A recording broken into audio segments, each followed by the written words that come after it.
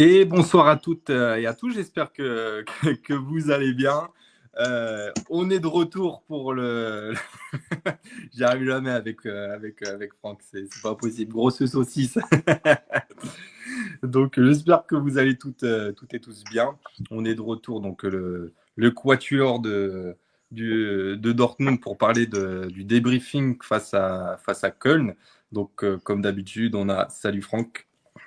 Salut Maxime, salut Vincent et salut Kylian. Salut Kylian. Bonsoir messieurs, et puis joyeux mois d'automne, je ne sais pas si c'est aujourd'hui, mais en tout cas passage à l'heure d'hiver qui me ravit. Voilà, la meilleure saison arrive. Voilà, la meilleure saison pour Kylian, et on a salut Vincent. Bonsoir Maxime, bonsoir à tous.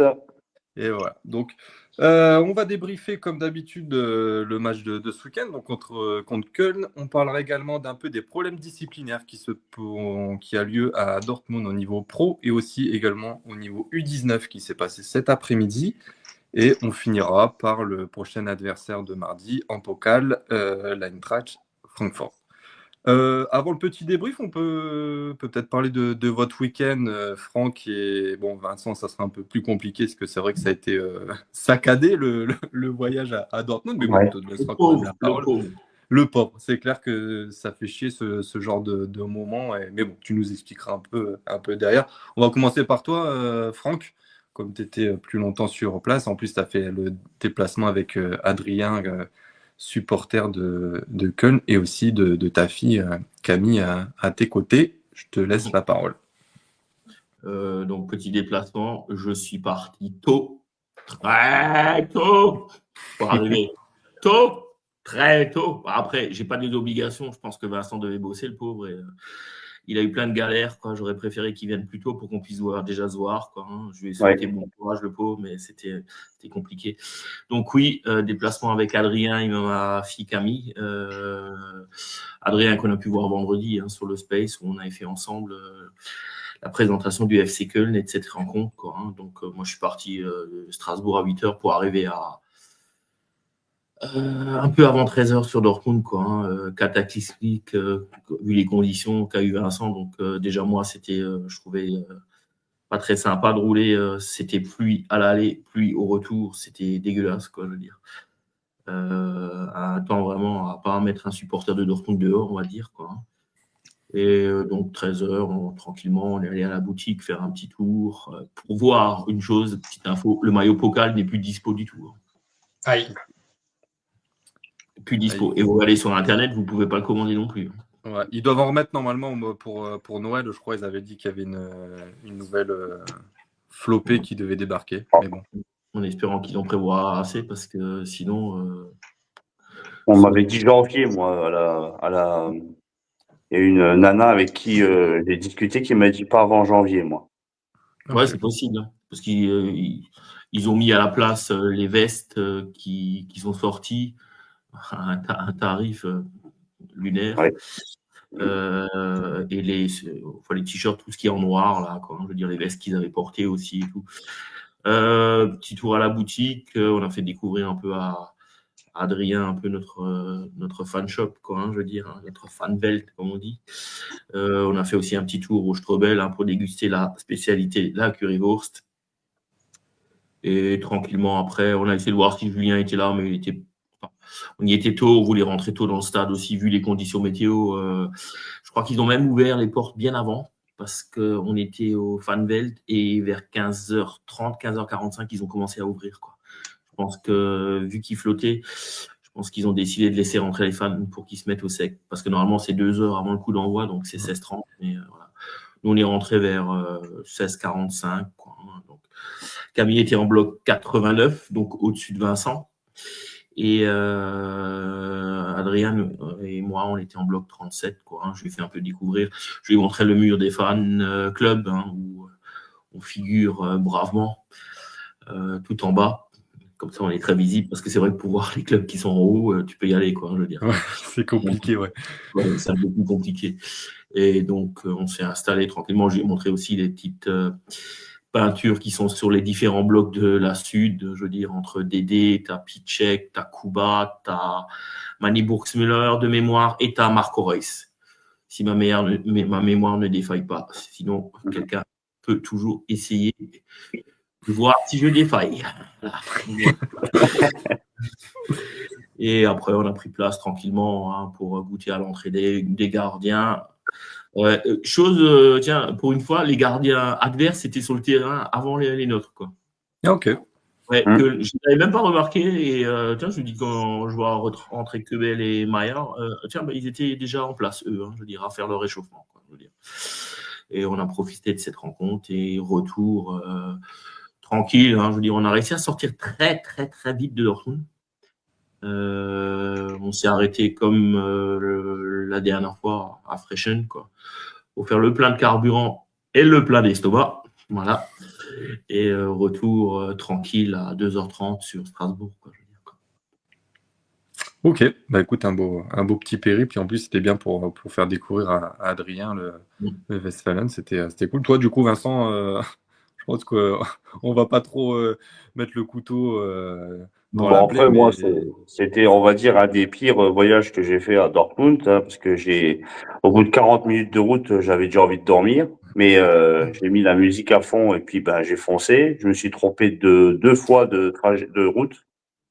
Pourtant, ça m'arrive rarement. La route, je la connais presque par cœur, mais là, j'ai fait n'importe quoi.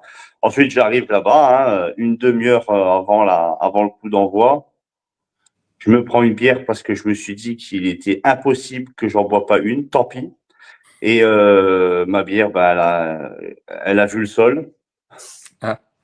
Voilà. Alors, je me suis dit, allez, c'est pas grave. Je vais m'installer et j'y retournerai à la mi-temps. Donc, du coup, au final, voilà. Et pour la petite histoire, j'ai été à peut-être 20 secondes de louper le but de Bayer. D'accord. Ok. Ouais. Donc, journée de merde, le match quasi et le de merde retour, à la fin. Donc, le retour, il a fallu dormir sur la route et puis il a fallu que je m'arrête parce que sinon c'était vraiment dangereux et je commençais, enfin, ouais, je vais pas en parler en live, ça c'est peut-être pas une bonne idée, mais disons voir que c'était dangereux. Voilà, ouais. j'ai pris un peu de risque et ensuite j'ai été au travail. Voilà. C'est ça. Un aller-retour brief. J'ai eu beaucoup de mal aussi pour le retour. Franchement, j'ai roulé vraiment comme un escargot. Et puis les matchs à 18h30, c'est chiant, quoi. C'est chiant. Après, j'avais pas eu Adrien, peut-être je serais resté avec Camille, je veux dire, sur Dortmund aussi, quoi, je veux dire. Bon, après, il y a toujours des tests supplémentaires, ça commence aussi toujours un peu à peser, quoi, sur la cagnotte, on va dire, en parenthèse, quoi. Mais j'ai du mal à rentrer, quoi. Je me doute. Puis bon, ça commence à être la saison, il fait noir un peu plus tôt, il faut ça faire beaucoup plus frais. C'est plus difficile, c'est clair, pour vous. Ouais, les conditions étaient catastrophiques. Moi, j'ai pensé à Vincent, je me suis dit, pour aller sur Dortmund, ça allait très bien, parce que c'était plus chaotique la fois qu'on est remonté quand on était allé contre Leipzig. Là, je trouvais que c'était déjà un peu. Mais là, moi, ça allait, il n'y avait pas de problème. Mais j'imaginais Vincent dans le stress et avec le timing, je veux dire, la flotte et compagnie, c'était franchement.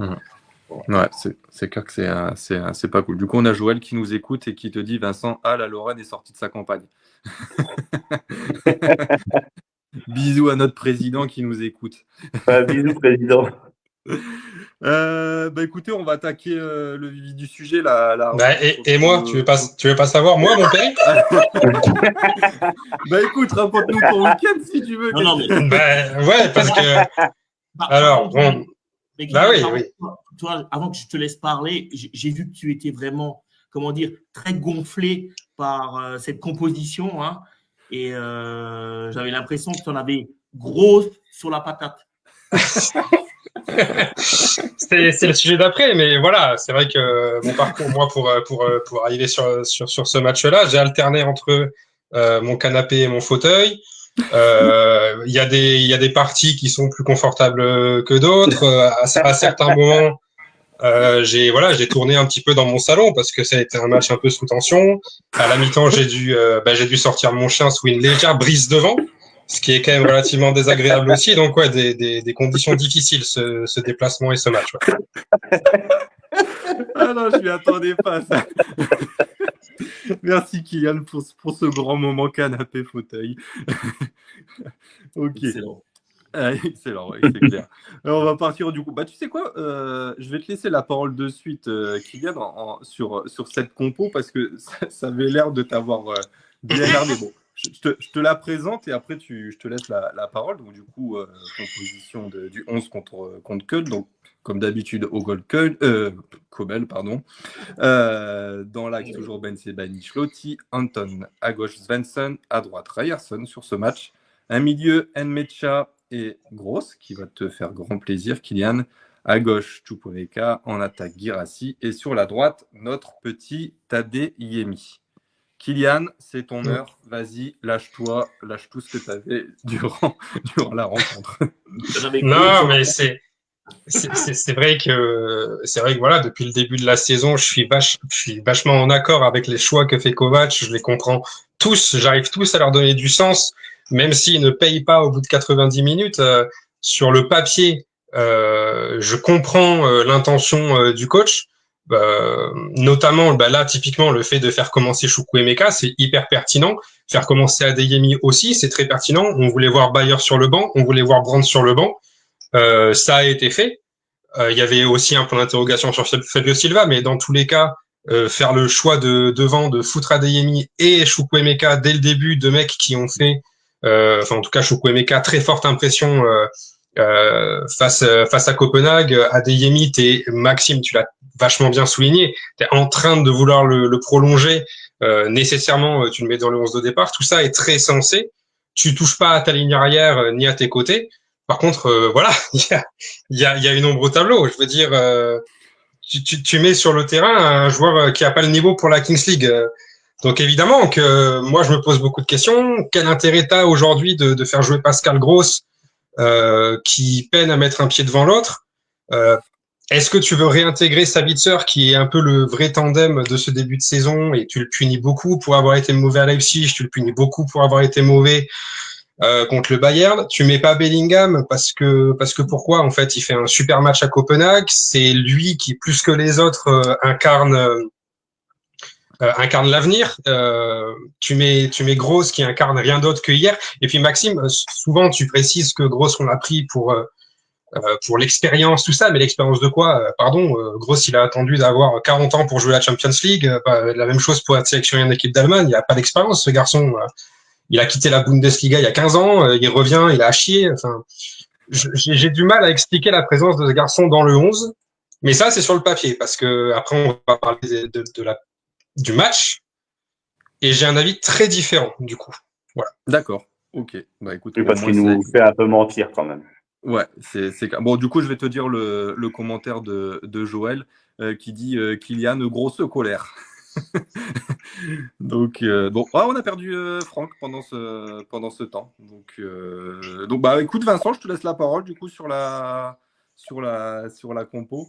Qu'est-ce que tu étais satisfait ou pareil, tu es un peu comme Kylian en colère? Bah après, moi, j'ai été en colère, non, parce que bon, déjà, j'ai appris la composition quand j'étais seulement dans le stade, mais disons voir que là, effectivement, sur le papier, grosse, j'ai encore du mal vraiment à comprendre comment on peut le faire débuter, en fait. Voilà. Même si, effectivement, sur ce match-là, pour moi, il fait un bon match. Voilà. Je vous le dis. Mais par contre, j'arrive pas à comprendre sa présence. Enfin, en tout cas, quand je découvre qu'il fait partie du 11 titulaire, j'ai encore une fois la rage, quoi. Et je me demande comment que ça se fait qu'il n'y a pas encore des rumeurs de départ le concernant. Bon, après, il lui reste. Son contrat se termine au 30 juin. Donc, puis après, il a quoi? Il a 34 ans. Ça va être compliqué pour lui Oui, c'est après vrai. de voir. C'est juste la sortie à droite après Dortmund, quoi. Franck, vas-y, toi, un peu sur la compo. J'ai été étonné de voir Chukwuemeka, de voir Gross, parce que Chukwuemeka n'avait pas joué les 2 derniers matchs de Bundesliga, même pas rentré.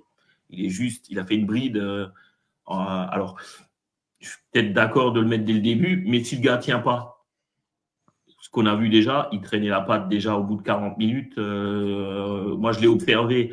Les 10 dernières minutes de la première mi-temps, il n'arrivait même plus à se replacer. Oui, c'est vrai ça. Ouais. Donc, il y a un gros problème avec lui. Tout le monde se pose la question. On a parlé avec des fans sur sa condition physique. Hein. Alors, mettre un mec qui ne tiendra pas plus de 45, voire 60, parce que il n'a pas pesé sur la rencontre. Bon, après, pourquoi pas? Je veux dire, peut-être qu'il a eu un regain de forme entre-temps, mais là, j'ai des doutes. Gros, oui, je me pose la question aussi, parce que je ne vois pas ce qu'il peut apporter à notre équipe depuis le début de saison, quoi, je veux dire. Quoi. Ouais, c'est vrai que c'était une surprise quoi, de quand même le voir. Ouais, On s'y attendait pas trop à ça. Donc, et après, après, oui, si tu mets Choupeau, tu peux pas mettre Barrière, c'est sûr. Quoi. Mais franchement, moi, j'ai regardé les 10 dernières minutes parce que de sa première mi-temps, il n'arrivait plus à se replacer. Quoi. Et de son côté, on en parlera après. On va en parler justement. On va enchaîner après avec la première période. C'est clair que c'était pas le grand Choupo-Meka. Après, il a eu du temps de jeu parce que contre Copenhague, il fait quand même une belle entrée et il propose des choses. Donc, je pense que c'est la récompense aussi peut-être par rapport à son entrée. Après, de toute façon, on le sait. Oui, il faut faire tourner aussi. Et voilà. C'est ça, qu'il faut faire tourner, sachant qu'on rejoue déjà mardi et ensuite on rejoue vendredi. Donc il faut s'attendre à un turnover sur les 2 prochains matchs qui sera quand même assez gros. Il y a Joshua aussi qui nous écoute et qui te répond à toi, Vincent, par rapport à Gross, il a dit en début de saison qu'il arrêtera peut-être sa carrière. Il prendrait sa décision durant l'année. Et c'est vrai, c'est ce qu'il avait dit à un moment en conférence de presse, qu'il voyait comment l'année se passait.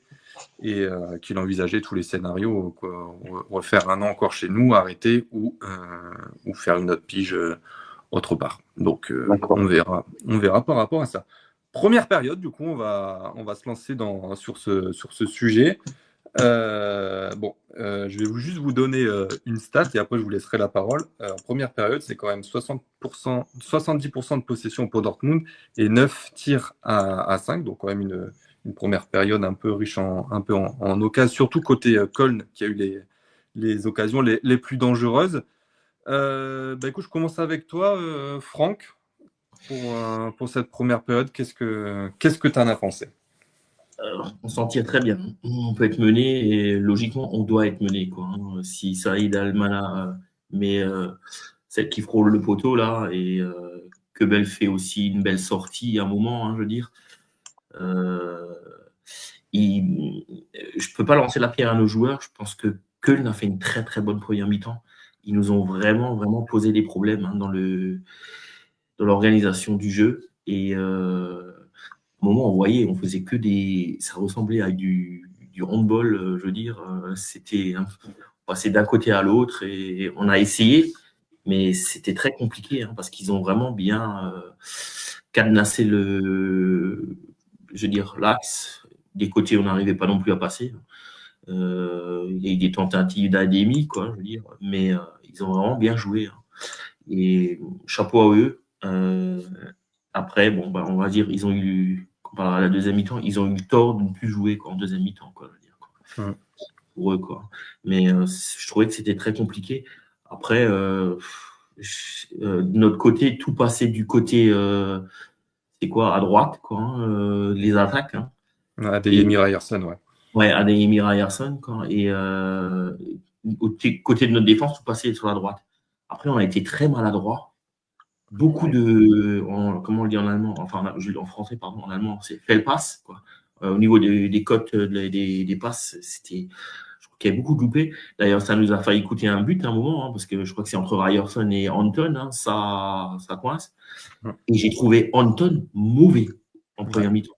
Mais mauvais. Je me demande comment ils ont pu lui mettre 3 dans Ruhr Nachricht. Moi, je l'ai trouvé mauvais. Et en plus, très friable. Hein. Je me suis occupé de lui pendant 20 minutes, je l'ai regardé. Wow. Il avait une charrette. Hein. Il transportait beaucoup de marchandises derrière parce que, après, il y avait Saïd Almala qui lui a fait un peu tout ce qu'il fallait lui faire, quoi. Mais c'est à ce moment-là où tu vois la vitesse de Anton, qu'elle est catastrophique. Parce que des fois, franchement, il me faisait pitié. Il essayait de le rattraper et il n'y arrivait pas. Hein. Il n'y arrivait pas. Hein. Il courait derrière. Après, à sa décharge. Et 2 fois, il a bien défendu. Une fois dans la surface, à un moment, en le bloquant bien, quoi. Je trouvais que c'était très intelligent. Il a quand même une intelligence, je veux dire, défensive, quoi. Mais par contre, niveau passe, relance, c'était... il s'est fait prendre de vitesse, comme tu dis. C'était... Moi, je me dis, ils ont trouvé le truc et ils vont passer à un moment, quoi. Bon, chance.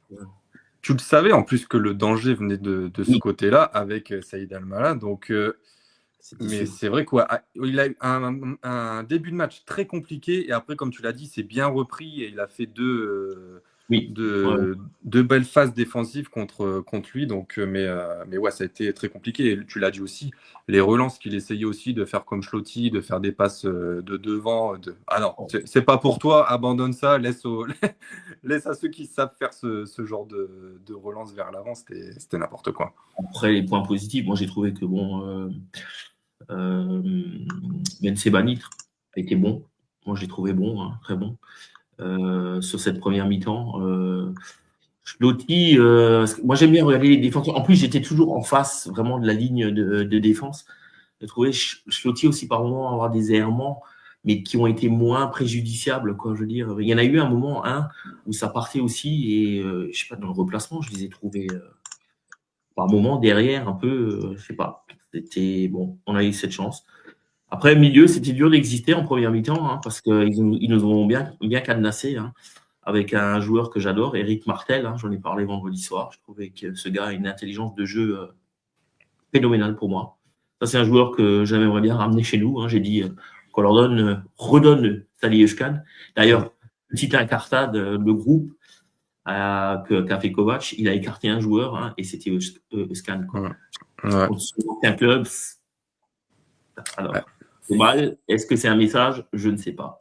Je vais laisser à mes camarades le soin qui sont plus précis, parce que quand on est sur le match, moi j'ai essayé de regarder vraiment 2 parties en première mi-temps. Je me suis concentré vraiment sur la défense, et à partir de la 35e, là, j'ai observé Choupo et un peu l'activité de Ademi et de Guirassy, qui est un peu dans le dur aussi. Alors, est-ce qu'il est dans le dur par rapport à son état physique? Malgré que j'ai trouvé que c'était un léger mieux quand même, quoi. Il a plus proposé et il a quand même fait quelques belles déviations. Voilà. Et non, sur Guirassy, ouais, il y avait quand même du plus, donc un peu mieux. Bah écoute, merci Franck pour la première période. Bah écoute, je vais le faire avec Vincent, comme ça Kylian, on pourra clôturer sur la première période tous les deux, comme on a vu sur la télé. Vincent, toi du coup cette première période? Après moi, c'est toujours un petit peu plus compliqué que vous pour débriefer, mais bon, c'est vrai que déjà juste une petite parenthèse, Saïd El-Mallah, il faut, je vais pas faire la gossip, mais il faut que Dortmund s'intéresse à son cas. Voilà, déjà ça c'est ma petite parenthèse. Après, j'ai été déçu par Schlotti, qui fait à peu près le même style, à peu près la même performance que contre Copenhague. C'est mon avis personnel. Il n'a pas été extraordinaire. Après, Adeyemi, décevant aussi pour moi, même s'il fait quelques beaux gestes, il m'a un petit peu déçu. C'est vrai que la défense, on va dire, on a eu de la chance, comme Franck l'a dit. On a eu de la chance parce qu'on aurait pu être mené à 0. Mais moi, la chose que je retiens de cette première période et de ce match en vrai, parce que il me semble que la possession de balle à la première mi-temps finit à 70%, mais je crois qu'en deuxième mi-temps aussi. La chose que je retiens, c'est que j'aimerais bien savoir pourquoi. C'est pour ça que Franck, quand il dit que Cologne a fait un super beau match, il a raison, parce qu'il faudrait qu'on m'explique pourquoi, avec 70% de balles, on n'arrive pas à en claquer minimum 2. Quoi. Ouais, c'est clair. De toute façon, on va pouvoir en parler après avec la seconde période. Ils ont aussi eu un très bon gardien. Martin Schwabe a fait aussi un moment. Ça, c'était deuxième mi-temps, donc on en parlera après. Ouais, c'est ça. C'est en seconde période, je l'avais noté, mais c'est clair qu'il fait son match aussi. C'est que, mais à la mi-temps, c'est clair qu'on peut repartir déjà avec 1 ou 2-0 pour Köln, parce que Saïd El-Mallah, il suffit qu'il ait 2-3 ans d'expérience en plus. Ces buts-là, il peut les mettre. Tu vois qu'il est encore jeune, 19 ans, même si niveau carrure et tout, il ne fait pas du tout son âge. Mais ouais, on a eu de la chance, faut se le dire clairement. Il y avait quand même une fraîcheur espérée avec les quelques changements de Kovac effectués qu'on n'a pas trop vu sur le terrain. Kylian, toi, du coup, sur cette première période? Y a beaucoup de points où je suis pas trop d'accord, hein, honnêtement. Déjà, la première chose, c'est que je trouve que pour la première fois, c'est très difficile de parler de la première période sans parler de la seconde, tant elles se ressemblent. On a beaucoup parlé ici de cette façon de pas savoir jouer deux périodes de la même façon, d'être bon une période et pas bon la deuxième. Là, on a été tout le temps moyen, en fait, et du coup, ça se reflète sur ce que je pense de l'effectif. C'est très difficile de ressortir quelqu'un qui a surnagé ou quelqu'un qui a plongé par rapport aux autres. Alors vraiment pour l'exercice, je vais quand même citer deux noms. En premier, celui de Chukwuemeka. C'est vrai que Chukwuemeka, pour moi, il y avait quelque chose à faire parce qu'il y a clairement une place à prendre dans le trident de devant qui n'est pas pour Bayer et qui n'est pas pour Brandt. En fait, je veux dire là, tu vois, on va arriver à Halloween. Ton échantillon de match et ton effectif est suffisamment rodé pour que tu puisses prendre des décisions. Tu as laissé le temps à Brandt, tu as laissé le temps à Bayer. Les deux sont pas bons, sont hors de forme. Ça veut pas dire que tu comptes pas sur eux sur des actions décisives et ce match nous le prouve, mais pour un titulaire dans le 11 et dans un 11 stable, tu as une place à prendre ici. Chukwuemeka, c'est un vrai candidat parce que tout ce qu'il nous montre est plus que bon, notamment à Copenhague, mais pas que en réalité. Et là, pour le coup, là où il fallait montrer contre un adversaire modeste que tu peux faire la différence par le dribble, par les déplacements, par une passe, en fait, il a été complètement absent, complètement transparent. En fait, tout ce que tu pouvais reprocher à Bayer, aujourd'hui, ça serait vraiment pas juste de pas le reprocher à Chukwuemeka, parce que même dans le pressing défensif, même si Cologne n'a pas été hyper vers l'offensive, Chukwuemeka était pas là du tout. Pour moi, il perd vraiment une bataille. Hier, Chukwuemeka, dans la tête de Kovac, c'est un garçon qui est hyper impactant quand il sort du banc. Dans le 11, pour moi, il a perdu des points. Reste Fabio Silva, c'est un peu le dernier en fait. C'est un peu le dernier à tester dans ce trident offensif. Donc très insatisfait de la prestation de Chukwuemeka. Et s'il faut en sortir un du lot dans le sens positif, je dois payer amende honorable à Pascal Gross parce que pour moi, effectivement, le jeu de handball, on emmène à droite et on pousse à gauche, ça peut être agaçant. Ça l'a été, mais ça l'a été parce que Cologne a défendu en quasiment 2 lignes de 5. Tu perces pas ça comme ça. Je trouve que Gross a été peut-être celui qui a le mieux fluidifié le jeu de Dortmund parce que Nmecha était pas très bon au début, il est monté en puissance, il finit vraiment mieux que ce qu'il ne commence, mais Gross dans le jeu de transition, dans le jeu de passe, dans le jeu de progression de balle, et même dans la dernière passe, parce que ça a été un des seuls à le tenter aussi, à mettre les ballons dans la surface, il a été plus que bon. Franchement, on rentre au vestiaire. Pour moi, c'est Pascal Gross l'homme du match, en jaune en tout cas. Sans doute que son jeu porté vers l'avant, parce que c'était le seul à le faire, aurait mérité un but, parce que Adeyemi croque, parce que Guirassy croque, parce que Anton aussi, à un moment donné, il a vraiment une balle de but et c'est malchance que ce soit détourné par la tête d'un défenseur de Cologne. Je vous trouve difficile aussi avec Anton parce que j'ai trouvé Ruerzon particulièrement offensif en fait. Je l'ai pas vu défendre du match. Il était très haut.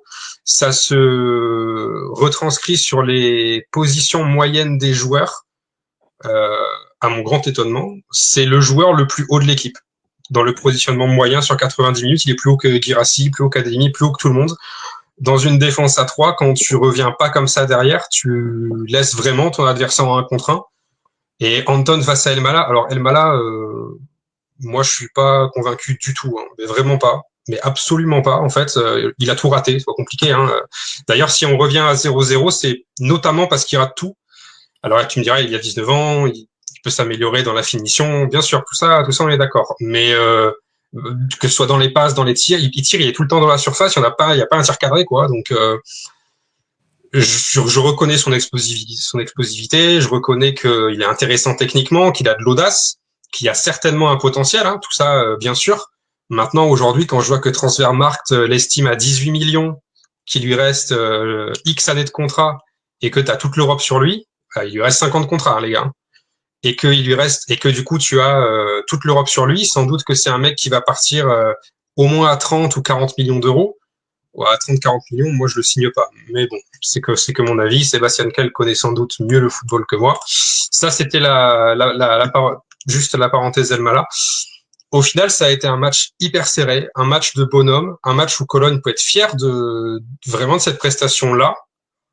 Ma conclusion, je la dirai à la fin du débrief de la seconde période, mais si tu arrives à 0-0, je vous rejoins sur le côté un petit peu chanceux parce que les vraies occasions, elles sont pour Elmala, donc elles sont pour Cologne.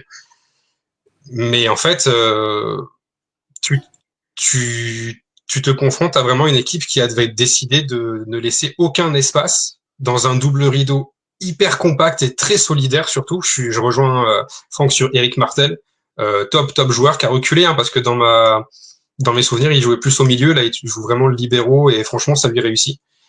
Schwebe, pour moi, c'est l'homme du match. Manuel Schwebe, le gardien de Cologne, il fait un top match. Mais j'ai aimé l'audace, par contre, de savoir tirer, même quand c'est un tir qui n'est pas cadré, même quand c'est un tir qui est hors de surface, même quand c'est un tir qui peut-être est trop sur le gardien. Tu peux pas rentrer chez toi le soir en te disant on n'a pas tout tenté, parce que moi, je trouve pour le coup que ces garçons-là ont vraiment tout tenté et ça a payé à la fin, quoi. Ouais, c'est clair. Donc du coup, première période, on pourrait dire un peu timide, imprécis et peine à gérer un peu ses efforts et avec en face une défense de Köln qui était très solide et qui a joué son match. Seconde période, on était parti un peu sur la même dynamique, sur la même philosophie des deux équipes. Vous l'avez dit, Schwabeux, gardien qui a été extraordinaire et je pense que s'ils s'en prennent que un à la fin, ils peuvent le remercier aussi parce qu'il aurait pu avoir un peu plus de buts. Un meilleur rythme et un contrôle du jeu aussi, j'ai trouvé sur la seconde période. Vincent, pour commencer avec toi. Oui, on va dire que moi, pareil, on a fait une deuxième mi-temps pour moi un petit peu plus convaincante, on va dire. Et j'ai encore une fois trouvé à la fin l'envie. C'est ce que je retiendrai de cette seconde période. J'ai remarqué un petit peu comme le match contre le Bayern, l'envie d'aller chercher ce but. Il me semble qu'on a eu 7 minutes de temps additionnel, il me semble, si je dis pas de bêtises. Ça, ouais. J'ai vu cette envie d'aller vouloir aller chercher les 3 points. Et c'est vrai que malgré le but chanceux de Bayer, l'envie, elle était là. Le but, il a le mérite d'exister.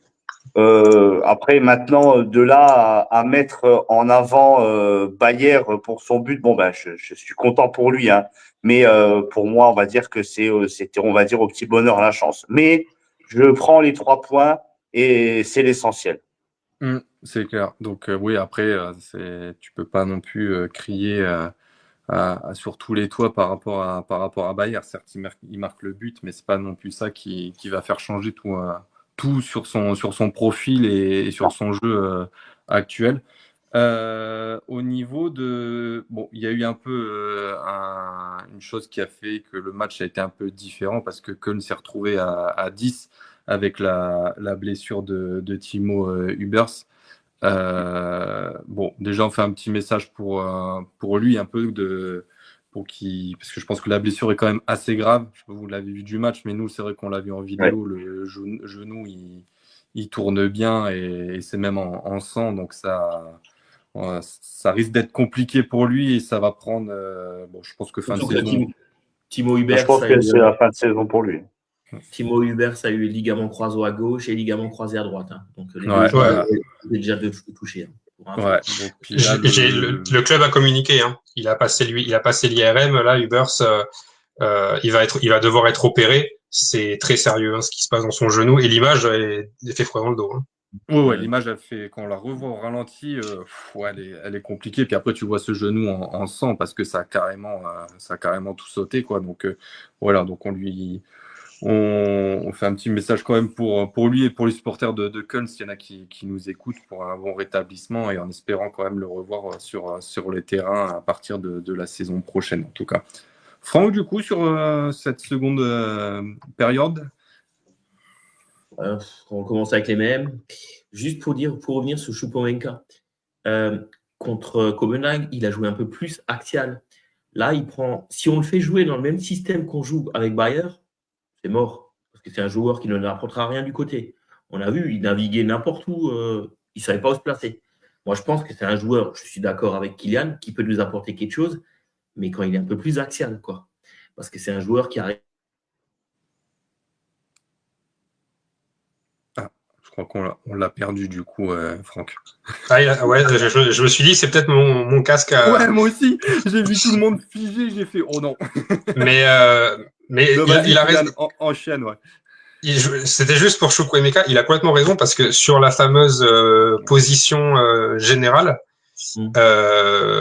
Chukwuemeka, il est à même pas 1 mètre de Svensson. Et je suis complètement d'accord avec Franck, il est tellement meilleur quand il est plus dans le cœur du jeu.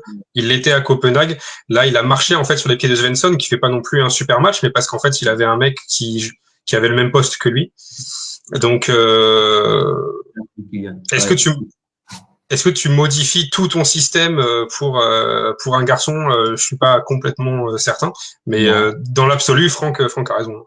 Ouais. Non, vas-y, là, Franck, je te laisse. Ouais, je suis d'accord avec Kylian. Moi, je ne modifierai pas. Après, il faut peut-être adapter le système suivant les rencontres, quelquefois, je veux dire. Mais moi, c'est vrai que Kylian a 100% raison sur tout ce qu'il dit. Moi, je l'ai trouvé, quand il a rentré Copenhague, méritant et qui devait jouer. Mais comme là, il a été placé, non. Moi, je me rappelle l'année dernière, vous savez qu'on gagne 3-2 à Hoffenheim. Hein. Il fait une super rentrée. Et c'est lui qui provoque le 3e but, hein, je veux dire, et il perce. Moi, je pense que c'est un joueur qui peut nous ramener quelque chose quand il est plus axial, quoi, je veux dire. Après, sur la deuxième période, bon, ils ont eu moins de vélité offensive, ils sont plus recroquevillés. Vous avez noté la blessure d'Hubert. Ils en ont perdu juste un aussi avant sur blessure aussi qui était sorti, un autre joueur qui était aussi dans le domaine défensif, qui était sorti, parce qu'il est sorti de notre côté en plus, qui est ah oui, Eskatsar, oui, effectivement, qui est sorti sur blessure. Ouais, c'est ça. Donc, ils ont perdu 2 joueurs défensifs, c'est-à-dire un peu désorganisé. Pas trop non plus quand on regarde, parce qu'on a eu du mal à les percer quand même. Après, leur gardien, Schwab, fait des arrêts, notamment sur un tir de Brandt que je voyais presque au fond au départ, je veux dire. Ouais. Et il la sort vraiment bien, quoi, parce qu'il est quand même masqué, je veux dire, au moment du tir, et il fait une belle parade, quoi. Et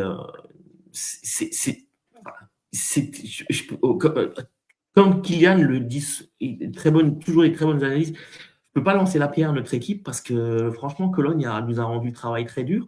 Après, l'équipe, comme dit Kylian, tout à fait, a été moyenne du début jusqu'à la fin. Il n'y a personne vraiment que tu peux ressortir du lot. On a eu au moins le mérite d'essayer. Parce qu'on a eu ça contre Leipzig, on n'a pas eu cette chance, bon, je veux dire. Surtout contre Leipzig en fin de match. Là, on a eu cette chance, hein, parce que le tir de Bayer passe entre, je crois, 2 forêts de jambes, hein, un truc. C'est vraiment chanceux, hein, je veux dire. Et après, il provoque cette chance. S'il ne tire pas, voilà. Et c'est une belle délivrance, je veux dire, parce que si on ne gagne pas ce match-là, hein, ce week-end, tous nos adversaires ont gagné. Hein. Stuttgart, Leverkusen, Leipzig, Bayern, tout le monde a gagné. Francfort, hein, voilà. Donc, on aurait perdu 2 points, je veux dire. Mais ça a été mieux dans les transmissions. J'ai trouvé qu'on défensivement, comme dit, ils nous ont plus vraiment posé de problème défensivement parce qu'on les a plus trop vus. Mais on a essayé.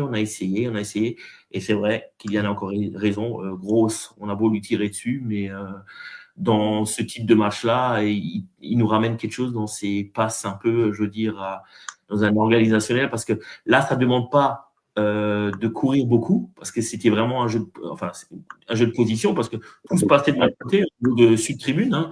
Donc là, on n'a pas des qualités de sprinter de grosse, hein, qui est un peu Ben Johnson du blanc. Mais bon, je veux dire, c'était dur, mais on l'a fait. Voilà. Il faut quelquefois avoir un peu de chance. Hein. Mais ouais, c'est vrai que Ryerson, comme Kylian, je suis d'accord. Quand Kylian le dit, je l'ai vu très, très, très avancé, quoi. Et c'est vrai que ça a posé des problèmes à Antoine, je pense, dans le placement. Alors, je lui ai tiré un peu dessus, mais bon. Après, j'ai un peu de mal à Antoine sur certaines choses, quoi. Je veux dire, quand même, quoi. Je le sens pas non plus. Le seul que je sens vraiment serein depuis le début de saison et bon, c'est Ben Sebaini, quoi. Ouais, on est d'accord sur ça, sur Ben Sebaini. C'est clair que il n'y a pas un match où on pourrait dire il est passé un peu à côté ou sur les trois. Après, peut-être c'était un choix aussi de Kovac par rapport à Ryerson de le mettre beaucoup plus haut et de dire à Anton de se coller plus sur la droite. Je ne sais pas Ouais, trop mais si c'était. alors, là, je voudrais bien avoir l'avis de Kylian. Pourquoi on n'aurait pas mis Couteau pour une équipe comme Cologne, je veux dire, hein? Ouais, non, exactement. Vas-y, En fait, Kylian. le fait que Ryerson joue aussi haut, moi, dans l'absolu, ça me dérange pas. Ça me dérange pas s'il fait les retours, qu'il faut. Je pense qu'il est plus apte à le faire que Couteau. Mais quand tu sais que la seule vraie menace de Cologne, c'est El Mala, que tu mettes Ryerson sur le papier, encore une fois, bonne décision. Maintenant, l'attitude de Ryerson, je sais pas. Alors après, il a beaucoup centré, hein, il a quand même beaucoup tenté, il a été hyper présent dans le match. Mais c'est vrai que voilà, défensivement, tu as quand même deux trois situations où tu laisses Anton en 1 contre 1. Moi, je trouve qu'il a, franchement, je l'ai pas du tout trouvé mauvais, Anton. Mais c'est vrai que dès que Elma la passe, tu vas dire Anton a perdu son duel. Bah ouais, il a perdu son duel, mais bon, il est quand même face à un gars qui est techniquement au-dessus de la moyenne. Et puis il est laissé à l'abandon. Il sait très bien lui-même que la vitesse, c'est pas son point fort. Donc le fait que Ryerson ne descende pas, c'est quand même quelque chose de très peu commun. Et franchement, j'ai pas d'explication. Mais mettre lui plutôt que Couteau, tu le fais a priori dans l'idée de quadriller un mec. Il l'a pas fait, quoi. Il l'a pas fait du tout. Il y a une question de Joël, et comme ça, après Kylian, je te laisserai conclure sur la seconde période, qui dit aussi comment avec 17 corners que tu ne peux pas marquer quand on voit nos joueurs de tête. C'est vrai qu'il y en a eu une paire de corners. Alors sur ça, j'ai un truc à dire quand même, parce que et franchement, j'allais oublier de le dire. C'est très très juste. Moi, je ne comprends plus l'utilisation de Schlotterbeck sur les corners. Ça n'a aucun sens. Alors des fois, il les tire. Je trouve ça complètement absurde qu'il tire les corners. Alors je suis d'accord que tu débordes pas de gaucher dans l'équipe, mais Svensson il les tire plutôt bien. Et dans la surface, Svensson ne sert à rien. Donc bon, allons-y avec lui. Mais même quand il ne les tire pas, il reste en bord de surface. Ça n'a aucun sens de laisser Schlotterbeck en bord de surface. Soit tu laisses vraiment derrière en couverture parce que tu estimes qu'il a la meilleure vision de l'équipe, parce que tu as besoin d'avoir un gars. Ok, ça je peux l'entendre. Soit, et c'est ce que toute l'Europe fait, tu mets ton mec le plus grand au point de penalty, au premier poteau, comme cible. Il n'y est jamais en fait. Et ça n'a aucun sens. Alors après, des mecs grands, on en a. Qui c'est qui pose la question? C'est Joël. Il a raison, Joël. Parce que il y a Yann Mecha qui est tout le temps là, il y a Ben Sebaini qui est régulièrement là, Anton qui y est, Guirassy aussi, tu rajoutes Schlotterbeck, ça fait du monde, mais ça fait d'autant plus de chances de toucher une tête offensive. Le rôle de Schlotterbeck, surtout sur ce match, parce qu'on a eu énormément de corners, j'ai du mal à le comprendre, quoi, vraiment. Donc, mais c'est vrai que, comme le dit Joël, 17 corners, et au final, il n'y a pas eu d'action dangereuse sur les 17. Il y en a peut-être eu 2 ou 3 où il y a eu une tête, mais c'est parti au-dessus ou c'est parti sur le côté. Mais c'est vrai que bon, après, on le sait que niveau corner, c'est quand qu'on a marqué un dernier but sur corner, Franck, si tu celui-là, tu le comptes comme un but sur corner quand même. Non? Ouais, après, je parle de la tête plus que du pied. C'est sur un corner direct et ça marque la tête. De la tête, c'est pas Mecha qui met le dernier? Je sais pas. Non, j'ai aucune idée, je lance une perche comme ça, mais c'est vrai que c'est pas notre point fort et c'est pas là où on a souvent des tendances à marquer. Kylian, tu voulais conclure avec quelque chose sur la seconde période? Je voudrais juste, oui, je vais le faire, mais je voulais juste rebondir sur un truc que Franck a dit sur la sérénité de Ben Sebaini derrière. Évidemment, je vais pas le contredire dessus, mais il y a une statistique qui m'est un petit peu passée sous mes radars et qui est affolante. j'ai regardé le classement des joueurs de la Bundesliga dans un certain nombre de catégories, il y a une cinquantaine de catégories. Bon, dans certaines catégories, il y a un joueur de Dortmund qui est numéro 1, tout ça, je vais pas te les citer parce qu'on en aurait pour la nuit, mais il y en a une où Ben Sebaini est premier, et il est premier de très loin devant le deuxième. C'est le premier joueur en Bundesliga à réussir des passes progressives. Donc, c'est des passes qui sont vers l'avant et qui sont effectuées depuis la zone de l'adversaire. Les passes vers l'avant dans ton propre camp, elles sont pas comptabilisées comme une passe progressive. Donc, ça rejoint un peu ce qu'on disait dans sa capacité à tenter et à réussir une construction de jeu depuis très bas. Parce qu'il en a réussi 91 en 8 matchs. Le deuxième, c'est Nadiem Amiri. Il est qu'à 65. Donc, l'écart est abyssal. C'est dire la confiance qu'a Ben Sebaini en lui en cette saison, quoi. La seconde période. Alors la seconde période, en fait, comme je disais, je trouve ça compliqué de l'analyser tant le match est un copier-coller pour moi de la première à la 95e. On peut peut-être noter un petit peu les changements parce que il fait sortir Gross pour Sabitzer. J'ai pas trouvé Sabitzer très bon à son entrée, honnêtement. Ce qui me fait dire que oui, il y a une troisième place à prendre devant. Chukwuemeka, Silva, un autre. Mais il y a peut-être aussi une deuxième place à prendre au milieu parce que je crois que Sabitzer est en train de payer très cher ses matchs Leipzig-Bayern. Et là, en plus, il est pas terrible contre Cologne. Gross a fait un bon match. Bellingham, son entrée, elle est difficile à évaluer. Il joue même pas 10 minutes. Peut-être qu'il y a une deuxième place à prendre. Peut-être que dans l'esprit de Kovac, c'est pas si clair que dans le nôtre où nous on disait que voilà, il avait trouvé son truc avec Sabitzer. Peut-être qu'en fait pas tant que ça.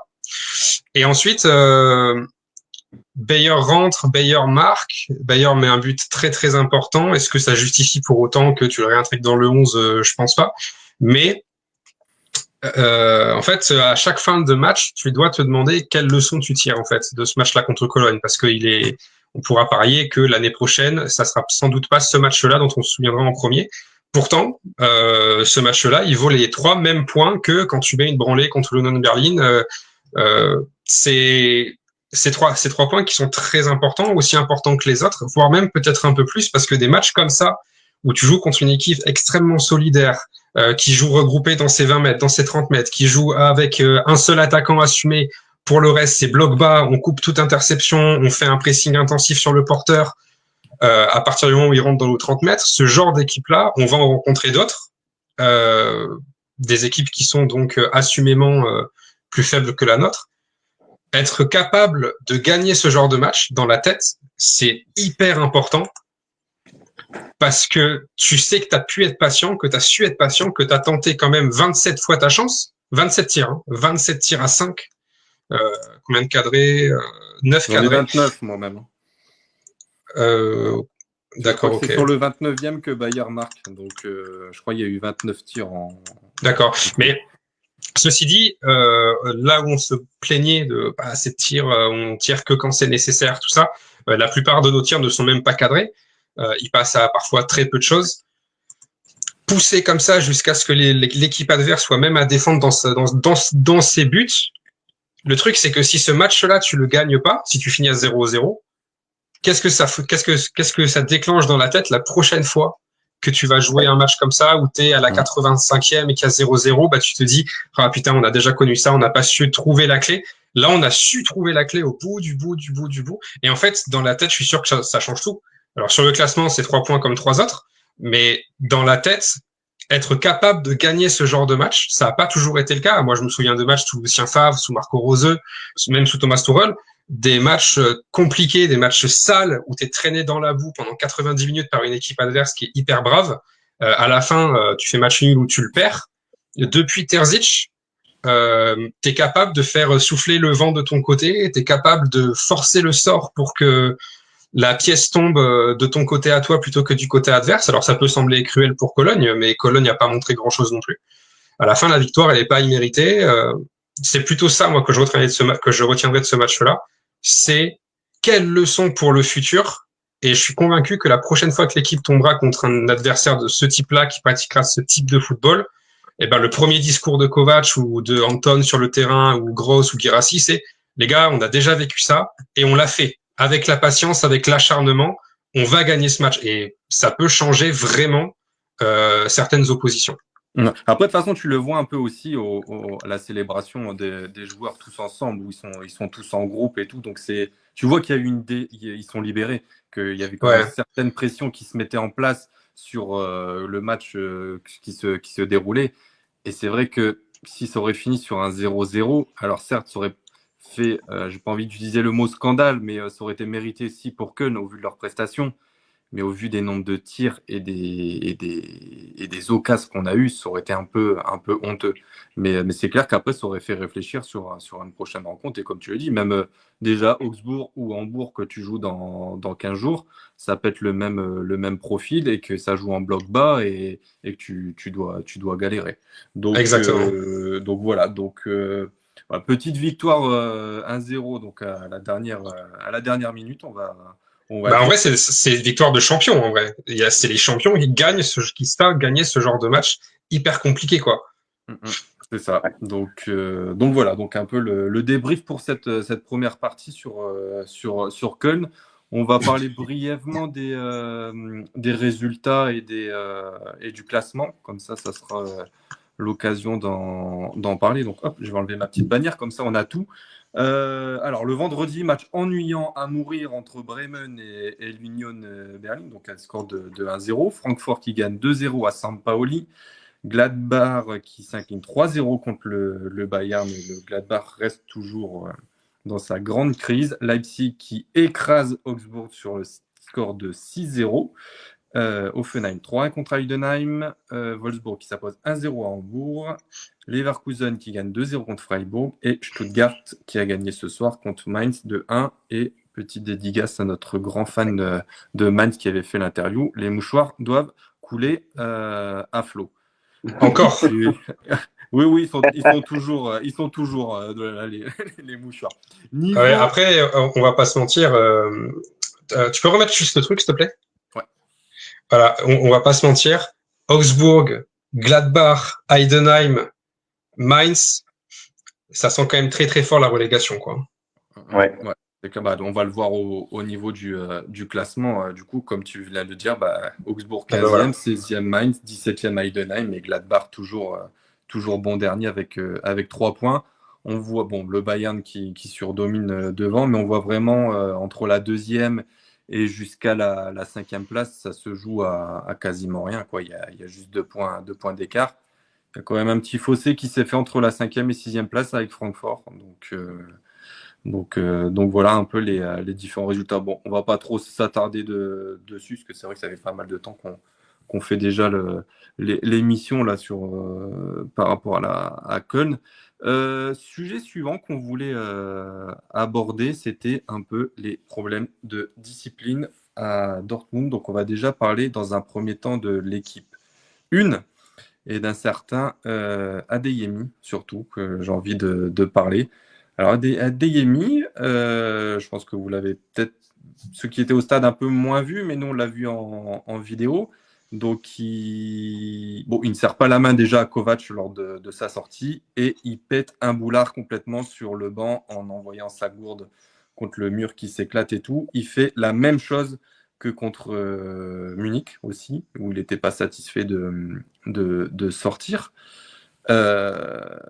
Je pense que ce genre de comportement qu'il a, et j'ai l'impression qu'il est en train de repartir dans une phase un peu négative au vu des prestations et de ce qu'il fait là, parce qu'à un moment aussi contre Köln dans le match, il tape la discute avec l'arbitre de touche alors qu'on est en train de jouer à l'opposé. Et il nous avait fait la même chose contre Heidenheim, mais j'ai l'impression qu'il repart dans cette phase négative qui est pas bon pour lui et c'est dommage. Donc voilà, un peu ce côté-là qui a bien saoulé Kovac apparemment quand on lit en conférence de presse parce que il mâche pas ses mots et clairement qui dit qu'il y a un esprit d'équipe, que c'est un groupe et que s'il n'est pas content de sortir, il ira voir son collègue et lui expliquer un peu la situation de pourquoi il sort. J'ai bien peur pour lui aussi que le match contre Francfort, la banquette soit bien chaude pour lui aussi, parce que en connaissant un peu Kovac et sa philosophie de faut être droit, c'est carré et tout, je pense que ça va pas passer. Vincent, toi, t'en penses quoi un peu de ces comportements qu'on peut voir des fois sur le terrain, aussi bien Adeyemi que d'autres, hein?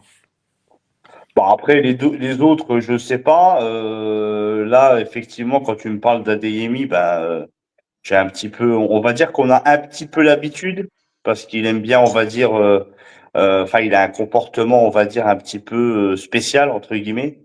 Mais maintenant, à voir sur cette rencontre-là, c'est quoi exactement le, le, le, le, par rapport à quoi il en résulte de ce comportement. Bon, c'est vrai que va falloir qu'il apprenne à maîtriser un petit peu ses émotions, que ce soit sur le terrain ou en dehors, parce que quand il sort, c'est là où il pète un plomb.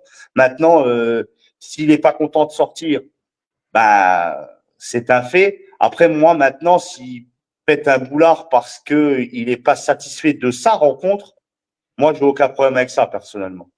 En fait, là, ce qui pose problème, c'est qu'il ne serre pas la main à Kovac. Et tu sens qu'il y a une sorte de petite friction un peu entre les deux. Et c'est là où ça fait le plus. C'est comme tu dis, hein, ça peut être positif ou négatif, ce genre de réaction. Parce que des fois, ça peut être envers lui-même de dire putain, je sors, j'aurais pu faire mieux, j'aurais pu marquer, j'aurais pu faire une passe décisive ou autre. Mais là, on est dans un contexte, je pense, complètement différent et pas sur la manière de la prestation du joueur, mais je pense de sa réaction envers Kovac et pour l'équipe surtout. Franck, toi, du coup, qui a lu un peu l'article et au moins pour enchaîner sur ce qui s'est passé avec les U19, qu'est-ce que tu penses de ce comportement Je vous pose la question, quand vous faites ça, je suis dans une entreprise, vous prenez quoi? Ouais. Un Un avertissement. Ouais. Voilà. Bon, donc, voilà. Vous avez la réponse. Moi, je trouve que c'est des comportements qui n'ont rien à faire, je veux dire, sur une rencontre on sait, à part Adeyemi, j'ai l'impression, malgré que c'est le phénomène je veux dire, c'est un mec qui sait utiliser les réseaux, hein, on l'a vu plus d'une fois, hein, et qui arrive quelquefois pas à s'y concentrer, hein, avec sa petite site, avec sa petite chérie. Après, c'est sa vie, ça ne me regarde pas. Mais là, il représente le club, hein, donc il donne quand même une mauvaise image du club. Je dis toujours, hein, les joueurs passent et partent, reste le Borussia Dortmund. Il représente le Borussia Dortmund. Le Borussia Dortmund est son employeur. Donc, je pense qu'il y a quand même une charte à respecter, quoi. Je veux dire, s'il n'est pas content, OK. Mais alors, il essaie de se canaliser. Notre brave Adeyemi, hein, je vous l'avais dit, contre Heidenheim, il a fait super match et compagnie, mais qui se concentre sur son foot une fois il a été viré du Bayern pour des comportements. Hein. Donc, on sait que c'est récurrent chez lui. Donc, c'est un super joueur. S'il veut passer une fois la vitesse supérieure et être dans un palier d'un joueur qu'on sera au-dessus, il faudrait déjà qu'il arrive un peu à se canaliser et se contrôler, quoi. Parce qu'il a du football dans les pieds. Mais parler avec les arbitres, s'embrouiller avec les joueurs, je ne sais pas ce que ça peut lui apporter et ce que ça peut nous apporter surtout, quoi.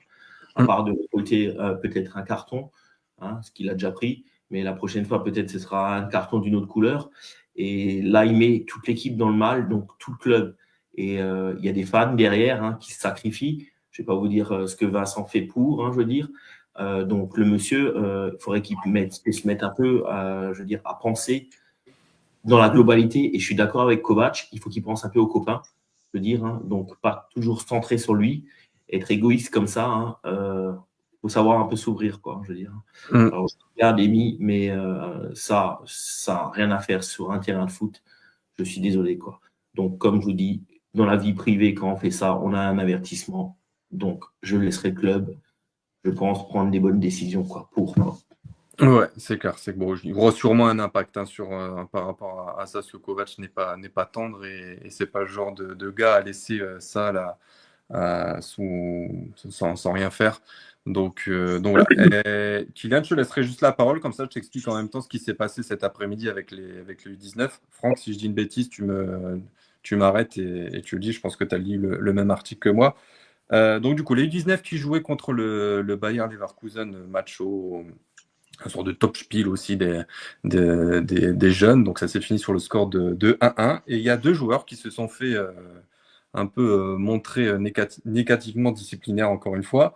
Premier joueur, donc la petite pépite de Dortmund, Mathis Albert. Donc il doit sortir à la 66e minute, qui sort avec beaucoup de réticence. secouant la tête de dire ça me fait entre guillemets un peu chier de sortir, j'ai pas envie. C'est carrément l'arbitre qui lui dirige la sortie pour qu'il puisse sortir du terrain. Frustré, il exprime son mécontentement et s'en prend clairement à son entraîneur. Donc après, on ne sait pas ce qui s'est dit clairement. Donc c'est un peu les grandes lignes par rapport à ça. Deuxième joueur aussi qui s'est fait montrer, c'est Marwan Mirza, qui dit à un de ses joueurs qui joue avec lui, Tim Degener, ferme-la, mec. Pareil, encore une fois, qui fait plein de, comment dire, je sais pas comment dire la chose, mais remue un peu le tout dans l'équipe. Donc, on l'a déjà vu avec certains joueurs U19 qui a eu des gros problèmes. Là, j'ai l'impression que ça continue. Kylian, toi, qu'est-ce que tu penses un peu de ces problèmes un peu déjà Adeyemi, puis ensuite ces jeunes U19 qui font aussi un peu les starlets alors qu'ils sont qu'au début de leur carrière? Adeyemi, je peux pas mentir. Franck a la voix de la sagesse, il a l'avis de la sagesse. Ça, c'est une vérité qui est absolue. Et je le rejoins sur beaucoup de points. Maintenant, footballeur professionnel, on pourra dire ce qu'on veut, c'est pas un métier comme les autres. T'es pas traité médiatiquement comme un être humain normal. Un être humain normal est pas destiné à recevoir cette attention-là. Le comportement d'Adeyemi, moi, il ne me choque pas en fait. Il me choque pas, il ne m'agace pas parce que quand il sort. Alors par contre, j'avais pas du tout vu que il serre pas la main à son coach. Ça, je l'avais pas vu. Effectivement, ça fait partie un peu des basiques. Dès le plus jeune âge, tu dois le faire. Mais il sort et j'ai envie de croire les versions de Vincent parce que il est extrêmement frustré et extrêmement dégoûté de sa propre performance et pas du fait qu'il sorte. C'est ce que je crois parce que pendant le match. Alors ceci dit, par contre, quand il sort, je savais pas qu'il était encore sur le terrain. Quand il sort, ça fait un bon quart d'heure qu'on l'a plus vu du tout, quoi. Donc j'avais oublié qu'il était sur le terrain. Son attitude avec les arbitres, dans certaines proportions, peut effectivement être un petit peu irritante. C'est arrivé cette saison. Mais je crois que c'est un joueur qui est passionnel, qui joue vraiment voilà avec le cœur, un peu comme Ruerzon. Si on passe des choses à Ruerzon, pourquoi on les passe pas à Adeyemi? Inversement, est-ce que c'est scandaleux dans les deux cas ou est-ce que c'est acceptable dans les deux cas? Moi, je pense que tout est nuançable. La sortie d'Adeyemi, la façon dont il fracasse sa bouteille sur le banc, quelque part, si tu lui reproches d'être exécrable sur le terrain, il l'a pas été. En tout cas, moi, j'ai pas vu. En tout cas, là, sur ce match-là, il expie un petit peu sa frustration sur le banc. Ça va toujours pas. Ok, d'accord, j'entends, ça va toujours pas. Alors, il fait quoi? On rentre au vestiaire, il fait trembler les murs parce que, au bout d'un moment, il faut la sortir parce que c'est un sanguin. Tu vois ce que je veux dire? Si tu laisses pas ce genre de profils qui sont jeunes, il est encore jeune, Adeyemi, je crois qu'il a que 23 ans, vivre leurs émotions comme un être humain normal, et ben au final, tu les retrouves en boîte de nuit à Stockholm et ça fait scandale dans la presse. Enfin, tu vois ce que je veux dire? Je mettrai toujours l'excuse de tu fais pas un métier normal, t'es pas un être humain comme les autres sur la planète. Quand t'es un joueur de foot professionnel qui joue en Bundesliga et qui représente l'Allemagne. Maintenant, tout n'est pas défendable, hein, bien sûr. Je me fais un petit peu l'avocat du diable, je l'entends. Ça, c'était pour Adeyemi. Pour les jeunes, c'est relativement similaire. Les insultes entre coéquipiers,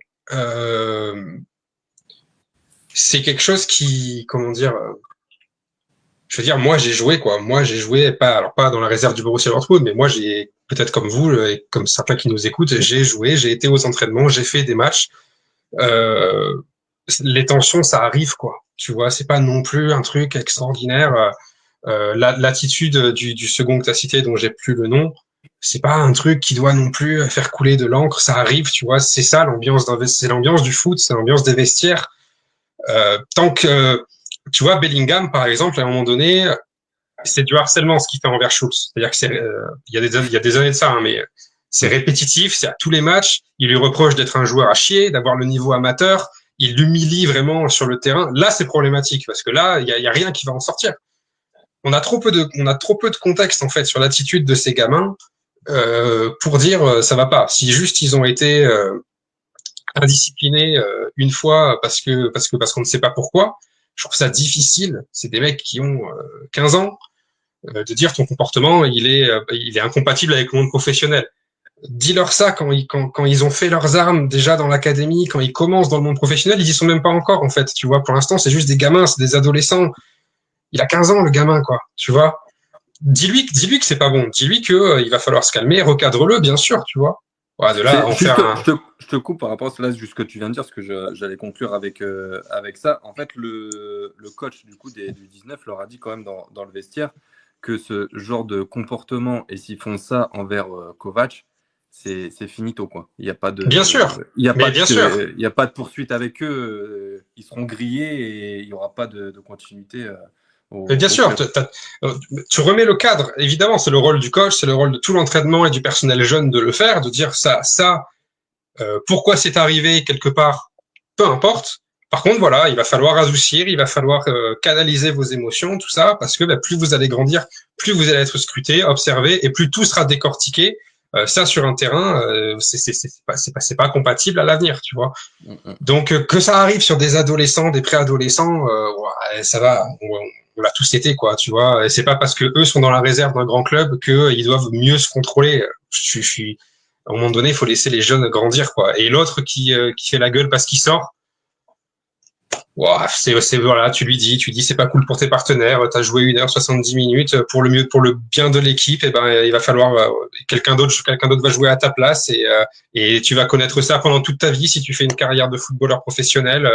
Il va falloir apprendre à vivre avec et puis allez, next, tu vois, on avance, ça remet pas en question leur talent, leur attitude, elle est aujourd'hui reprochable. Bon, est-ce que la sentence doit être irrévocable pour autant? Non, pas à ce point, pas à ce point-là. Mais c'est vrai que voilà, c'était un peu mis en avant aujourd'hui sur le comportement. Et c'est vrai qu'on avait déjà eu Adeyemi le samedi. Et là, avec le U19, t'as un peu ça. Après, oui, je peux comprendre aussi qu'il y a déjà eu des insultes entre coéquipiers et tout. Donc, c'était le plus. Mais c'est vrai que la petite réaction quand même de Mathis Albert qui s'en prend un peu à son coach, etc., qui veut pas sortir, en grosso modo, c'est un peu moyen, sachant que c'est quand même un joueur à en devenir pro chez nous, normalement. Et c'est clair que si déjà il se voit un peu avec un melon dans la tête, ça va être un peu compliqué au niveau pro après. Après, ce qui me dérange quand même un petit peu avec Adeyemi, c'est que, et c'est là où, enfin, moi, je suis quand même d'accord avec Franck et Kylian. Après, moi, ce qui me dérange quand même un peu, c'est qu'à partir du moment où tu vois, à moins que je sois le seul hein, à avoir remarqué ça, on a un groupe soudé. Et à partir du moment où tu ne serres pas la main à ton coach, ça me pose problème parce que quelque part tu casses un certain lien dans l'équipe. Et ça peut être au moins à partir de là qui pourrait avoir un départ de feu. Oui, après, bah, c'est un respect en fait. Donc, le coach, c'est lui le patron, donc c'est lui qui mène la barre de son bateau. Donc, c'est à toi aussi de respecter pardon, certaines règles et qui sont mises en place. Voilà, après, on va pas en faire une crise diplomatique sur tout ça. Donc c'est clair. Voilà, c'était la petite aparté concernant cette discipline. On enchaîne du coup avec le prochain adversaire qui nous attend déjà dès ce mardi, donc en Pokal. Donc, gros match pour le Borussia Dortmund à 18h30 contre l'Eintracht Francfort. Donc, ça va être un match compliqué. Alors, on a un Francfort, j'ai envie de dire, à double vapeur, quoi, qui est capable du meilleur, mais qui est capable du pire. Donc, juste, je vous donne quelques petites stats et comme ça, après, je vous laisse votre avis sur cette rencontre. Alors, en Pokal, on a joué 5 fois contre eux. 3 victoires pour Dortmund, 2 défaites pour Dortmund, donc logique. Petit quiz avant de commencer. Le dernier match contre Francfort, c'était quelle année? Mais quoi, en Pokal? En Pokal, bien sûr, oui, pas. 2017. Tout à fait. Victoire 2-1. Tout à fait. Finale? Ouais, finale. Tu veux les buteurs aussi? Ouais, je veux bien les buteurs, ouais. Aubameyang et Dembélé. Allez, voilà. C'est bon. Et Francfort? Jovic, non? Non, c'est aussi un nom truc. Rebic. Ante Rebic. Ante Rebic. Voilà, c'est ça. Donc bon, bah désolé, il vous a coiffé au poteau, le Franck. Mais alors, tiens, et pour finir juste cette question, quel est le meilleur buteur de Dortmund dans ce duel entre Dortmund et l'Eintracht Francfort? Vous pouvez répéter la question? Répétez la question, s'il vous plaît. Stéphanie de Monaco. C'est qui est le meilleur buteur du côté de Dortmund lors des duels entre l'Eintracht Francfort et le Borussia Dortmund? Ok. Aubameyang. Aubameyang, ok, non. Oh. Vas-y Vincent, je pense que Franck doit avoir la réponse, donc c'est pour ça. J'aurais peut-être. C'est un joueur récent? Non. Oui. J'aurais peut-être dit alors dans ces cas-là Marco Reus. Oui. Non plus. Franck? Pas récent. Non. Période Klopp, hein, si je m'égare, quand même. Non? Non, non, non. Ah, c'est pas lui alors, je truc. Alors, la période. Ouais, une légende à Dortmund, hein, j'ai envie de vous dire. Stéphane Chapuisat. Non. Alors, c'est vrai que j'ai peut-être pas précisé, mais je crois que c'est qu'en DFB Pokal, hein, c'est pas en. En DFB Pokal. Ouais, pardon. En DFB Pokal. Bah, j'aurais dit Aubameyang quand même. Aubameyang, tiens. Je crois qu'Aubameyang est 3e, si je dis pas de bêtises. En DFB Pokal, au nombre de matchs, celui qu'on les a joués sur la longueur, Michael Sorg. Ouais, c'est ça. Tout à fait. Avec 9 buts. Donc alors, voilà. Tu avais dit DFB Pokal, j'aurais dit Sorg tout de suite parce que c'est dans c'est vrai que, excuse-moi, j'ai oublié de préciser. Et au début, je ne savais pas si la stat c'était global tout. Et après, je me dis, avec 9 buts, c'est non, pas parce qu'après, je pense ça doit être Marco Reus. Mais j'en suis pas sûr non plus. Alors, je regarderai, je te dirai. Ouais. Parce que je sais qu'il y a Aubameyang, je crois, qui est 3e, mais il y en a un au milieu, je ne sais pas si c'est Reus. Je ne suis pas sûr à 100%. Bon, je regarde ça après, je te dirai. Non, Pokal, j'aurais dit Sorg tout de suite. Ouais. Donc, du coup, un gros match qui nous attend. Vincent, qu'est-ce que tu attends un peu de cette rencontre et est-ce qu'une qualification est possible? Qu'est-ce que j'attends de cette rencontre? Moi, j'attends, comme tu l'as dit, un Eintracht Francfort un Eintracht Francfort qui peut être bon comme mauvais. Moi, j'attends le mauvais. Après, maintenant, c'est un match coup près. Il faut qu'on se qualifie et on rentre à la maison et puis terminé, quoi. Moi, Après, maintenant, c'est sûr que ça va être encore une fois le genre de rencontre qui va me faire un petit peu peur, encore une fois. Mais j'attends notre Borussia Dortmund vainqueur de cette rencontre, tout simplement. Ouais, après on va voir sur ça. Donc déjà, il faut avoir la compo et quel Francfort on aura en face pour cette prestation, parce que là, c'est vrai qu'ils sont un peu dans le dur ces derniers matchs. Vas-y, Kylian, comme ça, je finirai avec Franck. Francfort, on l'a su un peu dès le tirage. C'est un déplacement à Francfort, c'est potentiellement la pire chose qui aurait pu nous arriver. C'est la pire chose qu'on aurait pu tirer. Aujourd'hui, Francfort, c'est un club qui me laisse vachement dubitatif parce que autant à la fin du mercato, je me disais, waouh, le projet est prometteur. On a une vraie équipe qui est en train de se construire. Il y a des joueurs hyper intéressants qui ont signé, d'autres qui sont restés. Maintenant, en fait, je me rends compte que Francfort n'a aucune sérénité, quasiment à aucun poste, en fait. Sur les derniers matchs, c'est pas compliqué. Alors là, ils ont gagné effectivement contre Sampaoli, mais avant, ils sortaient de 4 matchs sans victoire, et puis 4 matchs sans victoire, mais avec des giga branlés, parce qu'ils prennent 5-1 contre l'Atlético, 3-0 chez eux contre le Bayern, 5-1 contre Liverpool. Au milieu, tu as un petit maigrichon 2 partout contre Fribourg. Ils sont à 2 doigts de prendre une remontada, alors qu'ils gagnaient 6-0 contre Gladbach, ça finit 6-4. Tu joues en fait contre un club qui est tellement imprévisible, tu joues contre un club qui n'a tellement pas de certitude qu'ils ont changé de système. On passe d'une défense à 4 à une défense à 3, parce que derrière ça prend beaucoup trop de buts. Avant c'était Robin Koch, Arthur Theat qui jouait avec Braun à gauche et Christensen à droite. tu te rendais compte en fait que les deux sur les côtés étaient beaucoup trop offensifs. T'as rentré Collins dans la défense à 3. T'as réintégré dans le groupe Elias Skiri, qui est un milieu très défensif pour le coup, parce que Hugo Larsson n'est plus du tout concerné par le club. Et qu'à côté Fares Shaibi, alors Fares Shaibi fait une plutôt bonne saison, mais il est vachement offensif pour un milieu défensif. Devant Doan, ça marche que très moyennement. Knauf, ça marche que très moyennement. Tu as Uzun qui fait une super saison. C'est enfin la saison qu'on attendait de la part de Chan Uzun. Burkhardt, c'est plutôt correct. Götze, lui, il peut être un peu décisif toujours sur une sortie de banc. Bien sûr que tu as toujours peur quand Götze est sur le terrain. En dehors de ces mecs-là, Eli Wahi, ça marche pas. Batshuayi, ça marche pas. Baoya, c'est un peu sur courant alternatif. En fait, il peut tellement tout se passer. Tu peux gagner 5-0 là, tu peux perdre 5-0 aussi. Je me demande vraiment. Je pense qu'on aura un match spectaculaire pour le coup parce que c'est deux équipes qui sont résolument offensives.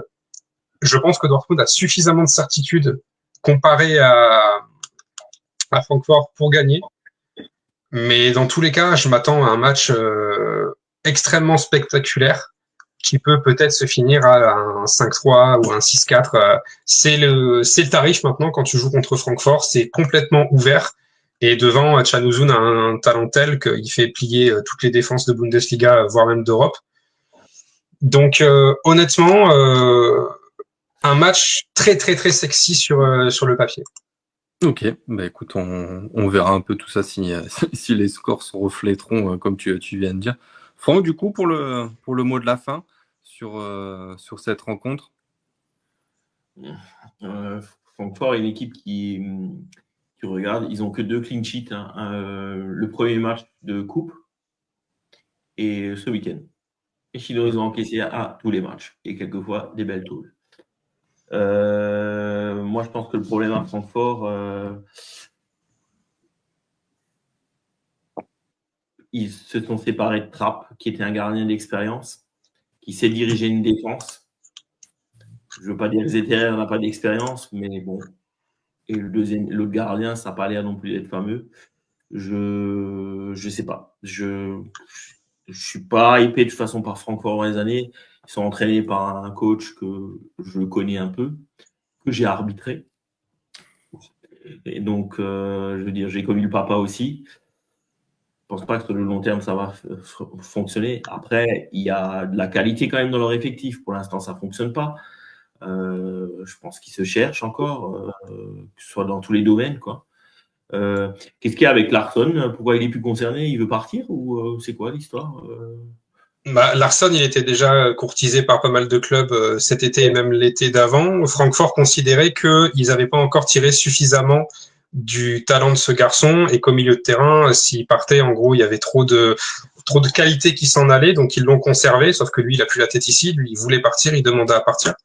Et en fait, il joue même plus. En fait, aujourd'hui, Larsson, il est même plus dans le 11. Même si c'est un super talent, hein. Moi, j'aimais beaucoup Hugo Larsson, mais il y a aussi certaines problèmes d'attitude, d'hygiène de vie qui seraient problématiques avec ce garçon-là. Ouais. Après, Francfort, bon, c'est bien, ils ont vendu presque pas mal de joueurs pour beaucoup d'argent, mais bon, à force de vendre, il faut que tu aies aussi tout de suite les joueurs derrière pour pouvoir renouveler, quoi. Ils ont peut-être de l'argent, mais ils ont peut-être pas les joueurs prêts pour maintenant assurer dans la continuité. Après, il faudra quand même se méfier, hein. C'est toujours très compliqué d'aller gagner là-bas. C'est un stade. C'est un match de coupe, hein. Ouais, c'est un match de coupe en plus. Alors, eux, sachant qu'ils sont, on va pas dire un peu à la traîne, ça peut être peut-être que leur seule solution d'être européen, parce que bon, pour l'instant, ils sont un peu limite aussi. Après, bon, le combat va être, il y a quand même pas mal d'équipes qui sont concernées, mais c'est toujours compliqué chez eux. Ils ont des fans qui sont un peu. Moi, j'ai horreur d'aller là-bas, hein, parce que je les trouve. Ouais. C'est très compliqué là-bas. C'est spécial là-bas. Ouais, c'est spécial, quoi. Je veux dire, bon, bref, je veux dire. C'est un match de coupe, à nous de le gérer au mieux. Je pense que défensivement, on a plus de certitude qu'eux. Mais bon, sur un match, et c'est un match de coupe, tout est possible, hein. Donc, faudra pas laisser se déborder, hein, et tout de suite rentrer dans le match, quoi, hein. J'espère une bonne issue parce que ça peut être aussi nous, si on veut glaner un titre cette année, je pense que ce qui est le plus atteignable, je ne vais pas dire plus facile, loin de là, hein, ce sera la Pokal, quoi, je veux dire. Oui, carrément, c'est la chance où tu peux avoir un titre un peu plus facilement, entre guillemets, parce qu'il y a pas toute une saison à faire. Tu as que, je sais quoi, 4 matchs, 5 matchs quand max, je crois. Ouais, c'est ça, 5 matchs avec la finale. Donc, c'est parce que le Bayern en championnat, je ne vois pas s'écrouler, hein, je veux dire. À moins qu'ils aient une hécatombe peut-être de blessés, quoi, je veux dire. Mais... C'est la seule chose qui fait. Donc, écoutez, on verra un peu tout ça. Ça sera aussi l'occasion de Kovac revenir sur ses terres, où il a été entraîneur de Francfort. Donc voilà. Écoutez, les gars, je pense qu'on a fait un peu le tour. Je finis juste avec Joël qui nous a mentionné Vincent et moi sur Twitter par rapport, qui va te faire plaisir, Vincent, ce genre de commentaire, avec Lars Ricken qui a confirmé l'intérêt de Dortmund pour Saïd El-Mallah. Voilà, je cite. Nous suivons bien sûr de près les joueurs de cette tranche d'âge. Nous suivons ce marché de près et suivons de près l'évolution de Saïd. Voilà. Donc, Ricken qui confirme, qui apporte une réponse par rapport à ça. Après, j'y crois pas trop non plus. À quel prix surtout? Voilà, c'est ça, c'est le prix. C'est que de toute façon, Köln a été déjà un peu clair sur ça, c'est que ça partira pas en dessous de 40 ou 50 millions. Donc, c'est déjà on fasse déjà monter nos jeunes au lieu de regarder les jeunes des clubs. Non, oui, je suis d'accord avec ce que dit Franck. Par contre, pour le coup, on a des petits jeunes qui demandent que de rentrer en équipe première. Il faut en profiter. Après, maintenant, Saïd El-Mallah, si ça doit se faire, tant mieux. Si ça se fait pas, on aura bien quelqu'un qui viendra nous faire plaisir dans notre club. Carrément. Donc, affaire à suivre. Il suffit juste de regarder qui a marqué pour Stuttgart aujourd'hui. Hein. C'est Furich qui a marqué. Eh ouais, voilà. Eh oui, Chris Furich. Et Furich vient d'où? Il était moi j'aimais beaucoup moi. Ouais. Et à Francfort, on va retrouver qui? On va retrouver Collins. On va retrouver Daoud. On va retrouver Knauf, on va retrouver Götze, on va retrouver Batshuayi aussi. Donc des accolades en perspective. On va peut-être les retrouver plus à la buvette que sur le terrain, parce que sur toute cette liste, il n'y en a pas beaucoup qui jouent. Hein. Bref. Il y en a certains qui jouent quand même, je veux dire. Donc, Daoud, d'après moi, il a peut-être ouvert une chaîne de kebab avec Podolski, mais pour l'instant, je ne le vois pas trop jouer. Là, il voulait s'en séparer. Daoud, il n'a pas trouvé de club, donc c'est un peu notre Salioscan à nous, quoi. Ouais, c'est vrai que lui, c'est compliqué. Hein. Depuis qu'il est parti de chez nous, il n'a pas réussi. Il était parti à Brighton, c'est ça, je crois?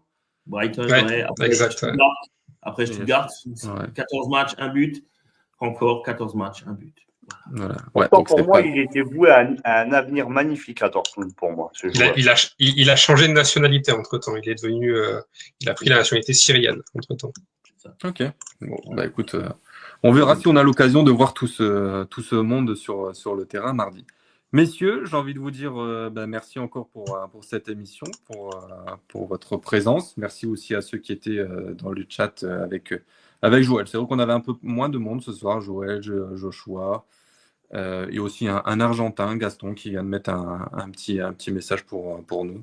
Donc voilà, on devient international. Bon, écoutez, messieurs, bonne soirée, bonne semaine. Et du coup, comme je le dis, il n'y a pas de présentation d'équipe adverse quand c'est les matchs de Pokal. On les rencontre en Bundesliga, donc ça sera à ce moment-là. Donc, on se reverra mercredi soir à 20h, si tout le monde est dispo pour débriefer ce match, en espérant qu'on ait une émission positive. Messieurs, bonne soirée, portez-vous bien. Et on dit le petit mot de la fin. Tschüss. Tschüss. Bonsoir.